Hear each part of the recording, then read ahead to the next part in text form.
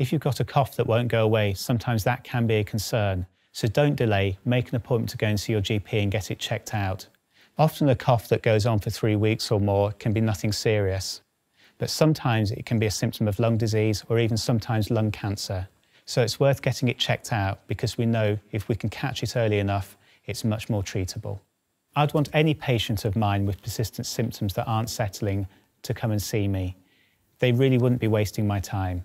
So don't delay, make an appointment to go and see your GP and get it checked out. Just don't ignore it. Be clear on cancer.